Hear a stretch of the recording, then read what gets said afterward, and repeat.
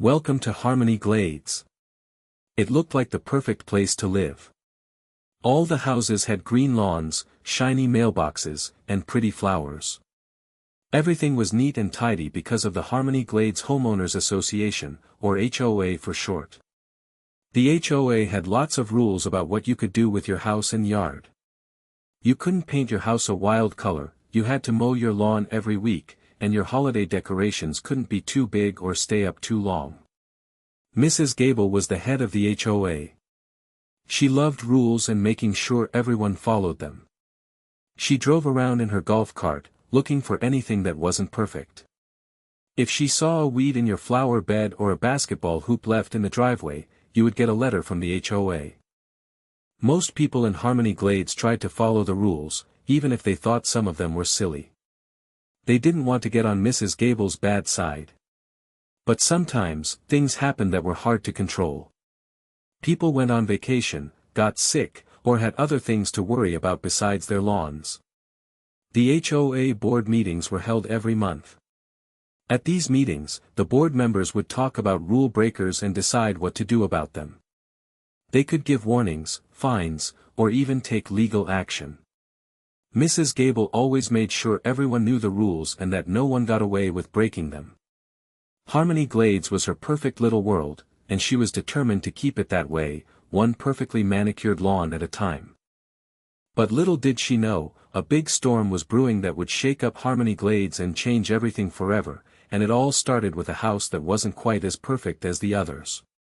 Now, let's meet Bob. Bob wasn't like the other people in Harmony Glades. He didn't spend a lot of time worrying about his lawn or the color of his mailbox. Bob had a very important job. He was a federal agent.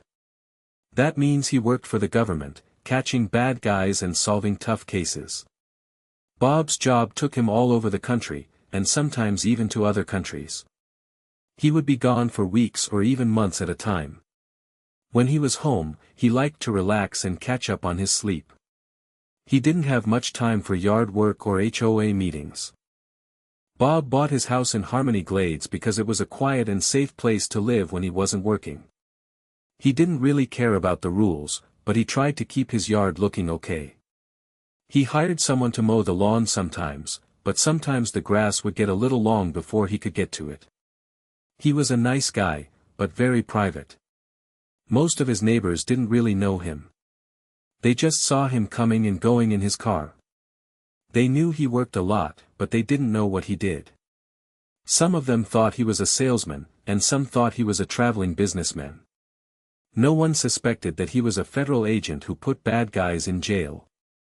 Because he was gone so often, Bob didn't always get his mail.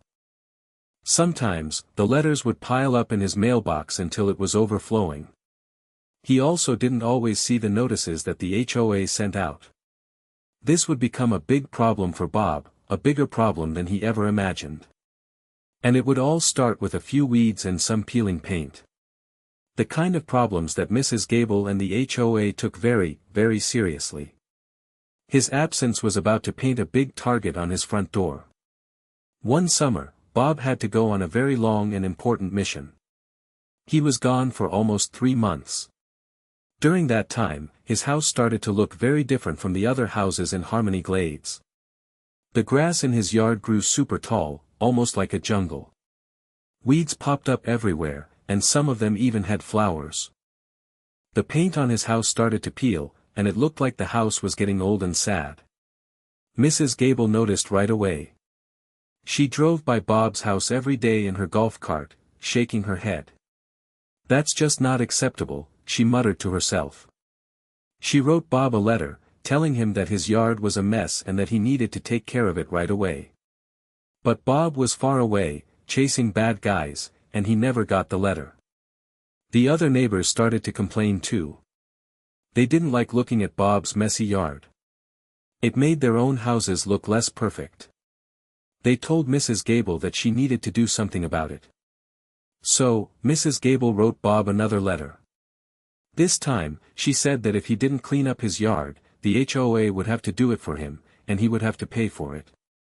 But again, Bob didn't get the letter. His mailbox was so full that the mailman couldn't even put any more letters in it.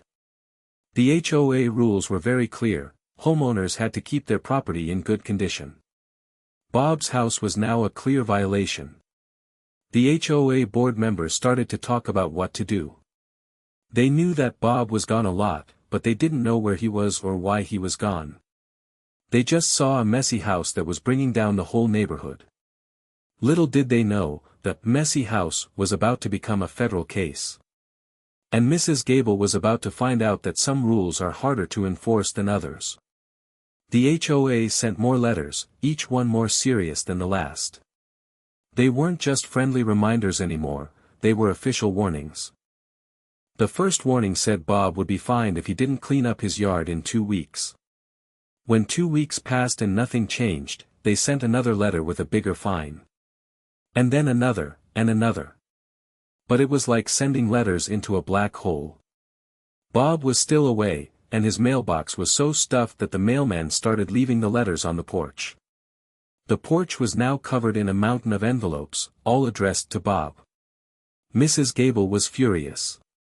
"We can't just let him get away with this," she exclaimed at the next HOA meeting.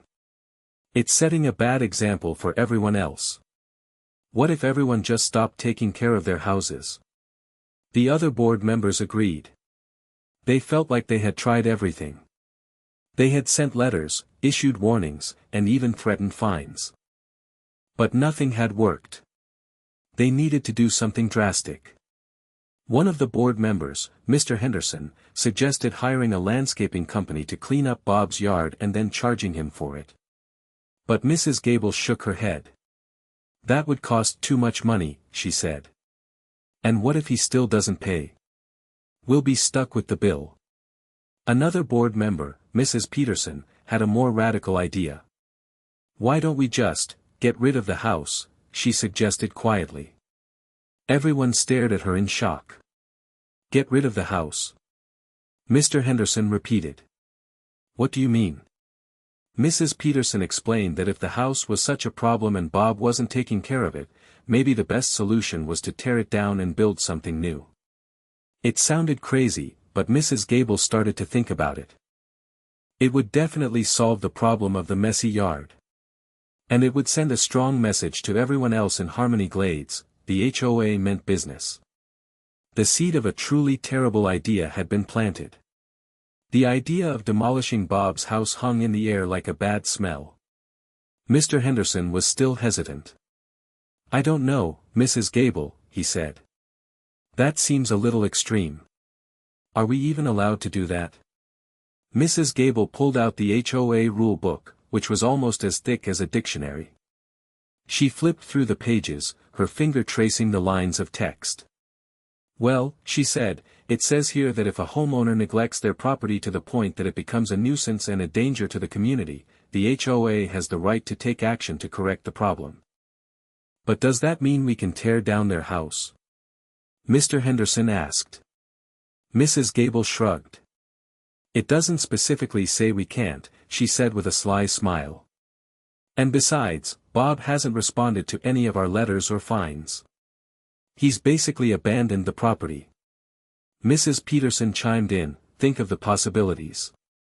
We could build a beautiful park there, or a community garden. It would be a huge improvement to the neighborhood." Slowly, Mr. Henderson started to come around. He still felt uneasy about the whole thing, but he didn't want to be the only one disagreeing with Mrs. Gable and Mrs. Peterson. He knew they were both very persuasive, and he didn't want to get on their bad side. So, they put it to a vote. Mrs. Gable and Mrs. Peterson voted in favor of demolishing Bob's house. Mr. Henderson reluctantly voted yes as well. And just like that, the HOA made a decision that would change Harmony Glades forever. They decided to tear down Bob's house. They hired a demolition company to do the job, making sure to get the lowest bid possible.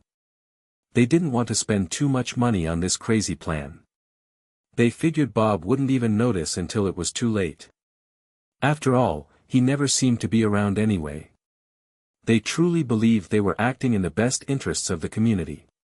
But they were about to learn a very important lesson: never underestimate a federal agent. Especially one whose house you just bulldozed. A few days later, a big yellow bulldozer rumbled into Harmony Glades. It was so big and loud that everyone stopped what they were doing to watch it go by. The bulldozer drove straight to Bob's house and parked in the front yard. Mrs. Gable, Mrs. Peterson, and Mr. Henderson stood across the street, watching with a mix of excitement and nervousness. "Are you sure about this?" Mr. Henderson asked again, his voice trembling slightly. "Of course, I'm sure," Mrs. Gable said, trying to sound confident. "We're doing what's best for the community." The demolition crew started their work. They hooked up hoses to spray water on the house, to keep the dust down. Then, with a loud roar, the bulldozer started to push against the side of Bob's house. The house groaned and creaked, and then, with a mighty crash, part of the wall collapsed. Dust and debris flew everywhere. The neighbors gasped as they watched Bob's house being torn apart. Some of the neighbors started to feel uneasy. They knew Bob was gone a lot, but they didn't think he deserved this. "Maybe we should have tried to contact him one more time," one of the neighbors whispered. But Mrs. Gable just shook her head.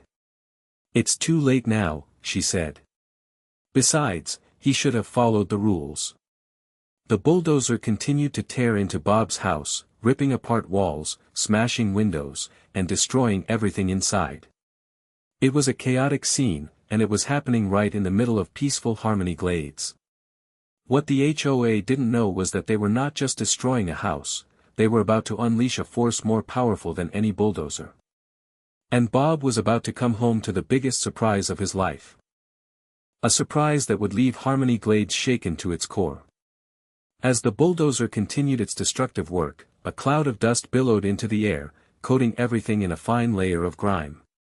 The noise was deafening, the roar of the engine, the crunch of wood, and the shattering of glass. It was a scene of total chaos, a stark contrast to the usual peace and quiet of Harmony Glades. Suddenly, Mrs. Rodriguez, who lived next door to Bob, gasped. "Wait a minute," she exclaimed, pushing her way through the crowd of onlookers. "That's Bob's car. It's still in the garage." Everyone stopped and stared. Sure enough, there was Bob's old blue sedan, parked inside the garage, covered in dust. The HOA had completely forgotten about the car. Mrs. Rodriguez knew that Bob cared about that car. He had had it for many years, and he always kept it in good condition. The thought of it being crushed inside the garage made her feel sick. "Stop," she shouted, waving her arms at the bulldozer operator.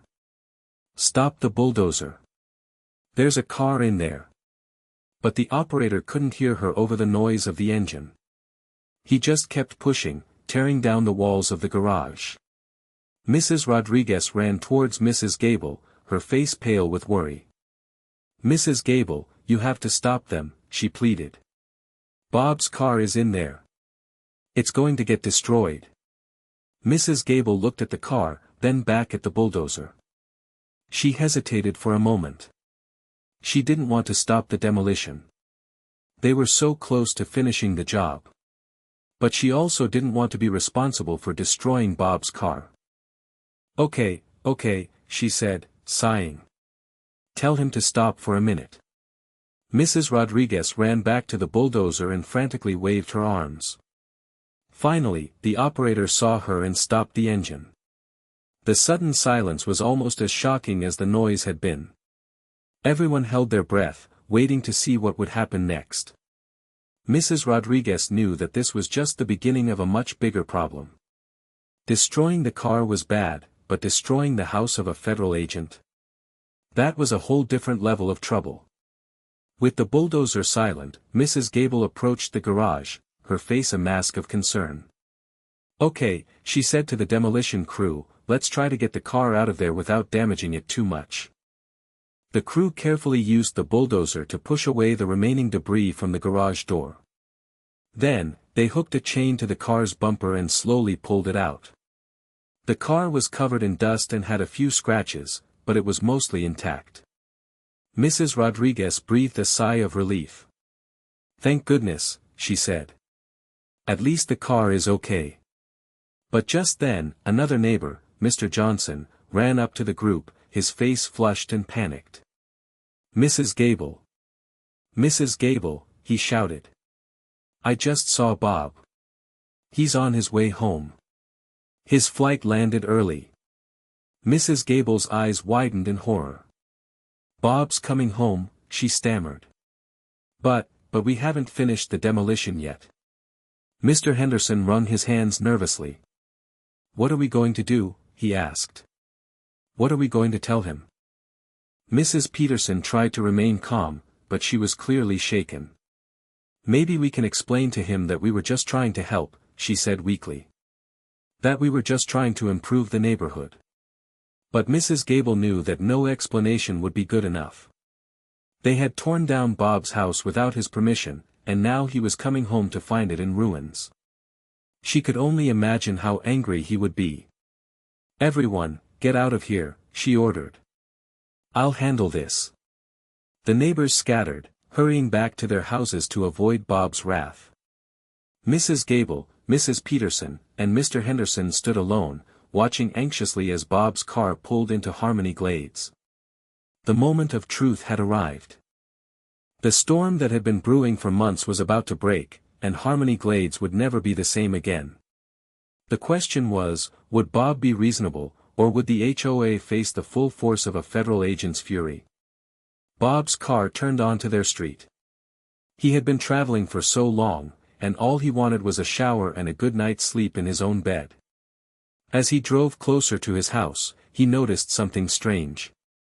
There were people standing in the street, staring at something. And there was a lot of dust in the air. He squinted, trying to see what was going on. As he got closer, he realized with a jolt that something was terribly wrong. There was a bulldozer in his front yard, and his house was gone. Or at least, it was mostly gone. There was just a pile of rubble where his house used to be. Bob slammed on the brakes, his heart pounding in his chest. He jumped out of the car and stared in disbelief at the scene before him. What happened here?" he stammered, his voice barely a whisper. Mrs. Gable, Mrs. Peterson, and Mr. Henderson stood frozen in place, their faces pale and guilty. They didn't know what to say. We can explain," Mrs. Gable finally managed to say, her voice trembling. But Bob wasn't listening. He was too shocked and angry to listen to anything. He walked slowly towards the pile of rubble that used to be his home, his eyes scanning the wreckage. He saw pieces of his furniture, his clothes, his books, all destroyed and scattered among the debris. He picked up a framed photograph from the pile. It was a picture of him and his parents, taken many years ago. The glass was shattered, and the photo was torn and covered in dust.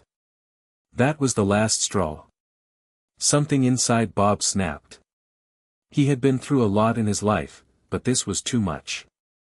He had worked hard for everything he had, and now it was all gone, destroyed by a group of people who thought they were doing what was best for the community. He turned to face Mrs. Gable, Mrs. Peterson, and Mr. Henderson, his eyes blazing with anger. "What have you done?" he roared, his voice filled with fury. "What have you done to my house?" Harmony Glades was about to discover that pushing a federal agent too far was a very, very bad idea. Bob took a deep breath, trying to control his anger. He knew that yelling wouldn't solve anything. He needed to find out what had happened and why. "I want answers," he said, his voice low and dangerous. "I want to know who did this, and why they thought they had the right to destroy my home." Mrs. Gable stepped forward, her hands trembling. "Mr. Bob," she said, we sent you letters. We tried to contact you. Your yard was a mess, and you weren't following the HOA rules. So you decided to tear down my house?" Bob asked, his voice dripping with sarcasm. "That's your solution? To destroy someone's property because they didn't mow their lawn?" Mr. Henderson chimed in, "We thought you had abandoned the house. We didn't know where you were, and we couldn't reach you." "I was working," Bob exclaimed. "I have a job that takes me away from home." That doesn't give you the right to do this. Mrs. Peterson tried to smooth things over. We were just trying to improve the neighborhood, she said. We thought we were doing what was best for everyone. Bob stared at them in disbelief. You think destroying my home is what's best for everyone? He asked. You call this an improvement? He shook his head, his anger simmering just below the surface. He needed to get a grip. He needed to think clearly. He couldn't let his emotions cloud his judgment. I want to see the HOA rules, he said. I want to see the documents that gave you the authority to do this. Mrs. Gable hesitated. They're at my house, she said. I can get them for you. I'll go with you, Bob said. I want to see everything. And I want to know exactly what you were thinking when you made this decision. As they walked towards Mrs. Gable's house, Bob noticed that the other neighbors were watching them from their windows, their faces filled with a mixture of fear and curiosity. They knew that something big was happening, and they were eager to see how it would all play out. Harmony Glades was about to learn that messing with the wrong person could have serious consequences. And Bob was about to show them just how serious those consequences could be. As they entered Mrs. Gable's house, Bob noticed how perfectly everything was arranged. Everything was spotless and in its place. It was like stepping into a museum. He couldn't imagine living in such a sterile environment. Mrs. Gable led him to her office, which was filled with files and folders. She opened a cabinet and pulled out a thick binder labeled HOA Rules and Regulations. Bob took the binder and began to flip through it, his eyes scanning the pages. He saw the rules about lawn maintenance, paint colors, and holiday decorations. He also saw the section about property neglect, the one that Mrs. Gable had used to justify tearing down his house. He read the fine print carefully, his brow furrowed in concentration. He noticed that the rules were vague and open to interpretation. There was nothing that specifically said the HOA could demolish a house. Where does it say here that you have the right to do this? He asked, pointing to the section on property neglect. Mrs. Gable hesitated. Well, she said, it doesn't say it explicitly, but it implies that we can take whatever action is necessary to correct the problem. That's ridiculous, Bob said. This rule is about fixing a problem, not destroying someone's home. He continued to read through the binder, looking for anything that could justify the HOA's actions. But he found nothing. The more he read, the more convinced he became that the HOA had acted illegally and irresponsibly. He closed the binder and looked at Mrs. Gable, his eyes filled with anger. You had no right to do this, he said. You abused your power, and you destroyed my home. Just then, his phone rang. It was his boss at the agency. Bob, where are you? His boss asked. We need you back here right away. We have a situation. I can't come in right now, Bob said. I have a situation of my own. What's going on? His boss asked. Bob took a deep breath and told his boss everything that had happened. He explained how the HOA had torn down his house while he was away on assignment. There was a long pause on the other end of the line. Are you serious? His boss finally asked. They tore down your house. Yes, Bob said. And I'm going to make them pay for it. He was about to unleash the full force of the federal government on Harmony Glades. And Mrs. Gable and the HOA were about to learn that messing with a federal agent was a very, very big mistake. Bob ended the call with his boss and turned back to Mrs. Gable, Mrs. Peterson, and Mr. Henderson, who were watching him with wide, frightened eyes. The color had completely drained from their faces. I think it's time you knew who you're dealing with, Bob said, his voice cold and hard. He reached into his pocket and pulled out his badge. He flipped it open, revealing his official identification as a federal agent. Mrs. Gable gasped. Mrs. Peterson's mouth dropped open. Mr. Henderson looked like he was about to faint. Federal agent? Mrs. Gable stammered. You're a federal agent. Bob nodded, his eyes fixed on them. That's right, he said. And you just destroyed the home of a federal agent. Do you have any idea how much trouble you're in? The HOA board members looked at each other, their faces filled with panic. They had made a terrible mistake, and they knew it. They had messed with the wrong person, and now they were about to face the consequences. We didn't know, Mrs. Gable said, her voice trembling. We had no idea. That's no excuse, Bob said. You should have done your research. You should have made sure you had the right to do what you did. He pointed to the badge in his hand. This badge gives me certain powers, he said. Powers that I intend to use to make sure you are held accountable for your actions. He pulled out his phone again and dialed a number. I need some help, he said into the phone. I'm at Harmony Glades. I need you to bring a team and secure the area. And bring some lawyers. We have some serious legal issues to discuss. He hung up the phone and looked at the HOA board members, a grim satisfaction on his face. Consider yourselves under investigation, he said. Everything you've done, every decision you've made, is going to be scrutinized. And if I find anything illegal or unethical, I will make sure you are prosecuted to the fullest extent of the law. Harmony Glades was about to become ground zero for a federal investigation. And the HOA was about to learn that there were some rules you just couldn't break, especially when they involved a federal agent's home. The arrival of Bob's team was like something out of a movie.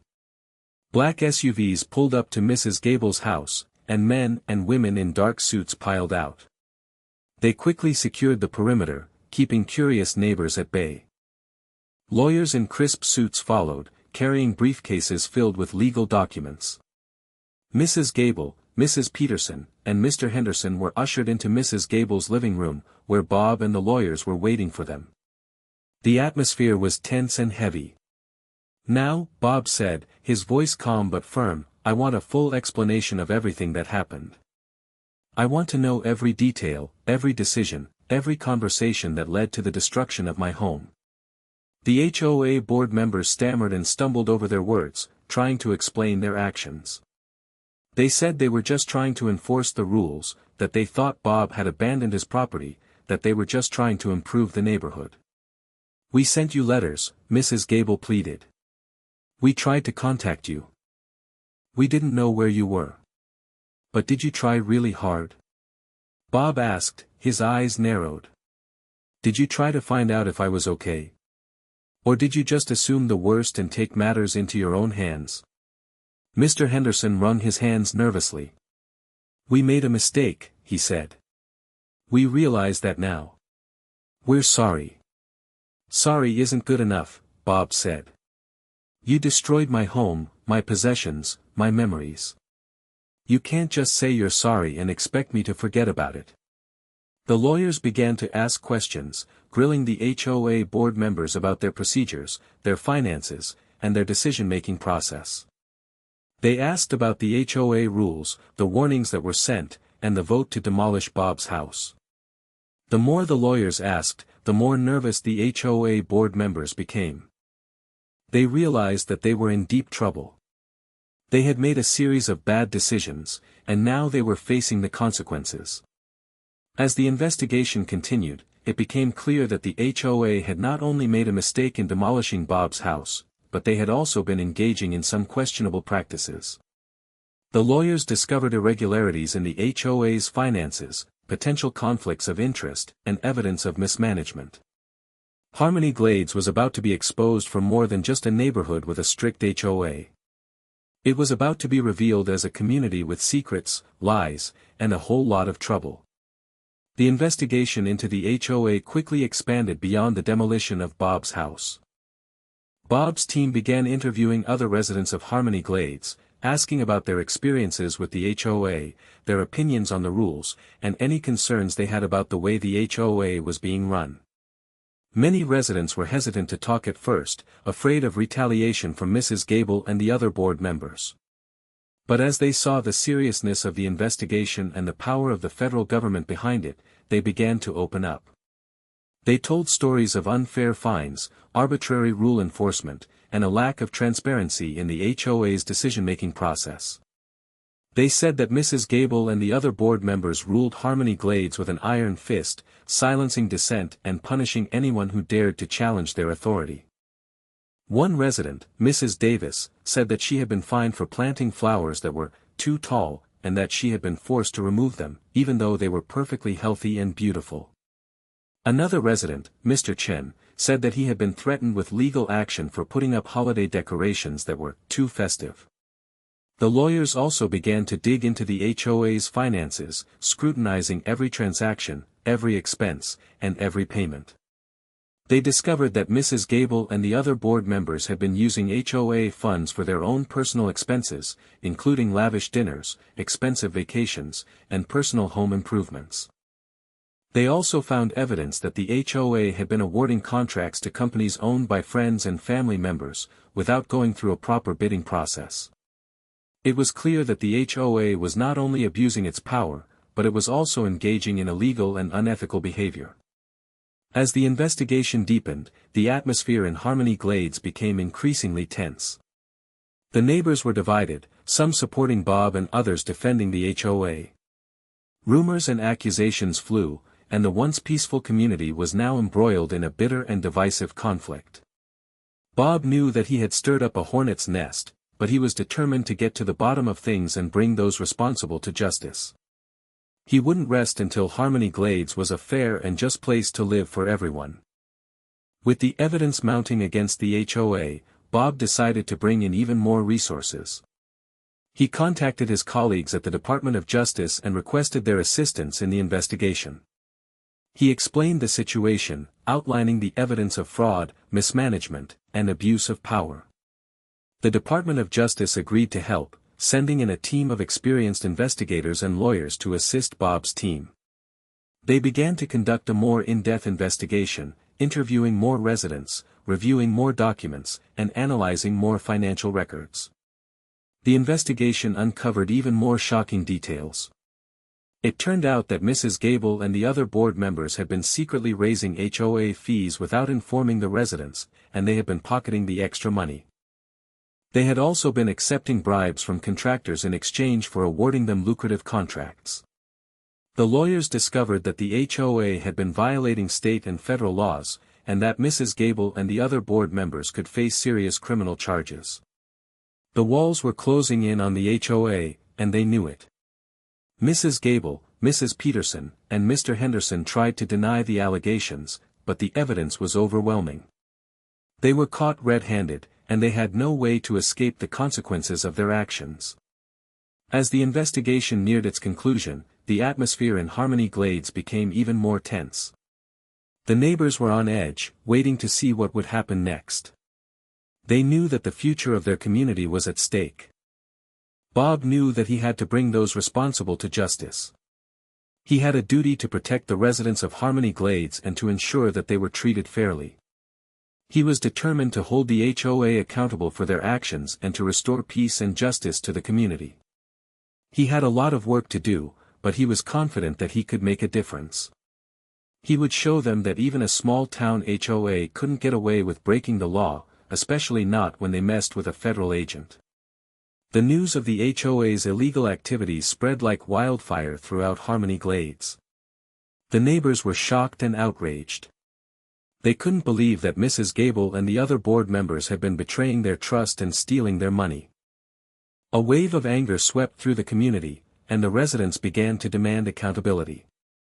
They organized protests, signed petitions, and called for the resignation of the HOA board members. They wanted justice, and they wanted it now. Faced with mounting pressure and overwhelming evidence, Mrs. Gable, Mrs. Peterson, and Mr. Henderson finally resigned from the HOA board. They knew that they were facing serious criminal charges, and they wanted to try to minimize the damage. But their resignation was not enough to satisfy the residents of Harmony Glades. They wanted them to be held accountable for their actions, and they wanted to make sure that something like this never happened again. The Department of Justice filed criminal charges against Mrs. Gable, Mrs. Peterson, and Mr. Henderson, accusing them of fraud, embezzlement, and conspiracy. They were arrested and taken into custody, pending trial. The trial was a major media event, attracting attention from all over the country. The residents of Harmony Glades packed the courtroom every day, eager to see justice served. The prosecution presented a mountain of evidence, detailing the HOA's illegal activities and the board members' abuse of power. The defense tried to argue that the board members were just trying to do what was best for the community, but the jury wasn't buying it. After a long and contentious trial, the jury found Mrs. Gable, Mrs. Peterson, and Mr. Henderson guilty on all counts. They were sentenced to prison, and they were ordered to pay restitution to the residents of Harmony Glades. Justice had finally been served. The HOA's reign of terror was over. Harmony Glades could finally begin to heal. But what about Bob's house? That was the next question everyone was asking. After the trial, Bob was faced with a decision. He could sell the lot where his house used to be and move away from Harmony Glades, leaving the community to pick up the pieces. Or, he could rebuild his house and stay, becoming a symbol of hope and resilience for the residents. After much thought, Bob decided to stay. He knew that Harmony Glades had its problems, but it was also a community of good people who had been misled by a few bad apples. He wanted to help them rebuild their community and create a better future. Bob decided to rebuild his house, but he didn't want to build just any house. He wanted to build a house that would be a symbol of his fight for justice. He hired an architect and designed a beautiful, modern home that was both energy efficient and environmentally friendly. He wanted his house to be a model for sustainable living and a reminder that even after destruction, something beautiful can rise from the ashes. He also decided to make his house accessible to everyone in the community. He built a community garden in his backyard, where residents could grow their own fruits and vegetables. He also created a meeting room in his house, where residents could gather to discuss community issues and plan for the future. As Bob began to rebuild his house, the residents of Harmony Glades rallied around him. They volunteered their time and skills to help with the construction. They brought food and drinks to the construction workers. They showed Bob that they were grateful for his courage and his commitment to their community. The rebuilding of Bob's house became a community project, a symbol of their shared determination to create a better future. As the house began to take shape, the atmosphere in Harmony Glades began to change. The tension and division began to fade away, replaced by a sense of hope and unity. Harmony Glades was finally healing, thanks to the courage and determination of one federal agent who refused to give up. He was about to turn a tragedy into a triumph, proving that even the strictest HOA couldn't crush the spirit of a community that stood together. With the new HOA board elected, things began to change in Harmony Glades. The new board members were committed to transparency, fairness, and accountability. They held regular meetings, listened to the concerns of the residents, and made decisions that were in the best interests of the community. They revised the HOA rules, making them clearer and more reasonable. They eliminated the arbitrary fines and the petty restrictions that had plagued Harmony Glades for so long. They created a system of checks and balances to ensure that no one person could abuse their power. The new HOA also established a community fund to help residents who were struggling financially. They organized food drives, clothing drives, and fundraising events to support those in need. They showed that Harmony Glades was a community that cared about its members. The atmosphere in Harmony Glades began to improve dramatically. The neighbors started to talk to each other again, and they began to work together to solve community problems. They organized neighborhood cleanups, planted trees, and created parks. They transformed Harmony Glades into a beautiful and welcoming place to live. Bob's house became a symbol of this transformation. It was a place where people could gather, learn, and grow. It was a reminder that even after tragedy, hope can always prevail. Bob became a local hero, a champion of justice and fairness. He was invited to speak at community events, and he was honored with awards and accolades. He used his platform to advocate for homeowners' rights and to fight against HOA abuse. Harmony Glades was no longer a community defined by its strict rules and its petty conflicts.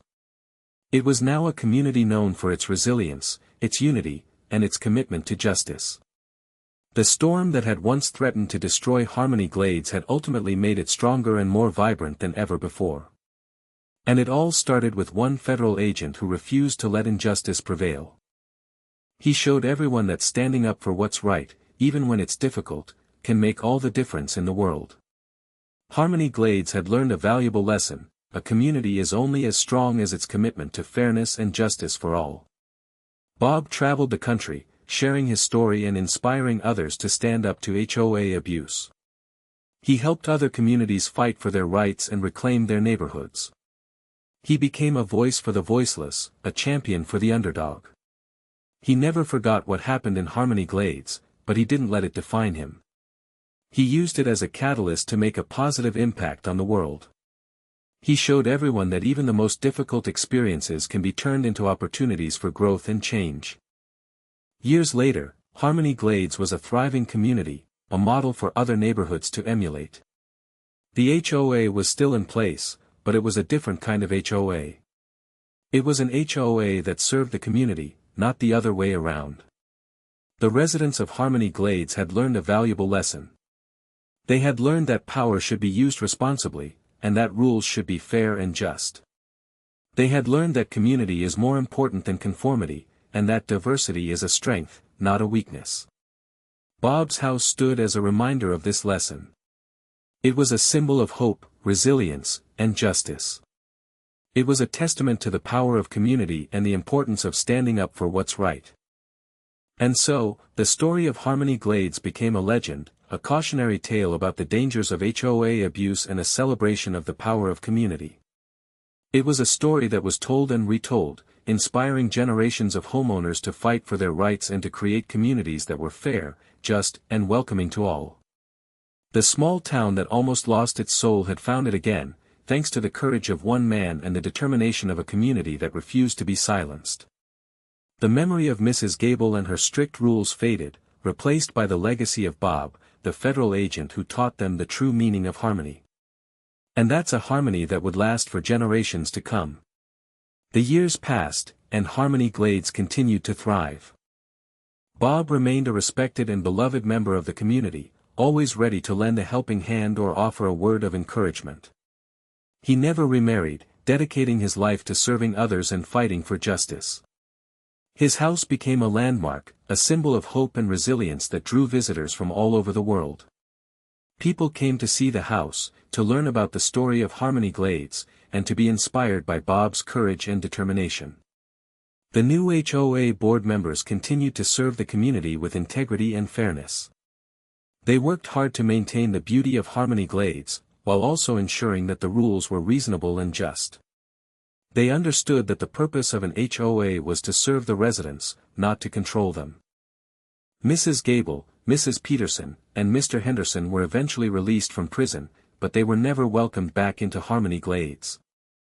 They were ostracized and shunned by the community, and they lived out their days in shame and regret. Their actions had not only destroyed Bob's house, but they had also ruined their own lives. The story of Harmony Glades served as a cautionary tale for HOAs all over the country. It showed them that power should be used responsibly, and that rules should be fair and just.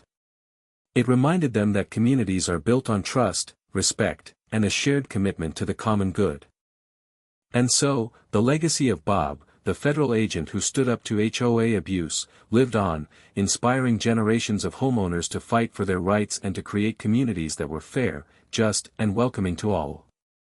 The little neighborhood that almost lost its way had found its soul again, thanks to the courage of one man and the determination of a community that refused to be silenced. It was a story that would be told for years to come, a testament to the power of hope, resilience, and the unwavering pursuit of justice. And that's a story that will never be forgotten. The end. Or is it? The fight for fairness is never truly over. The story of Harmony Glades teaches us many important lessons.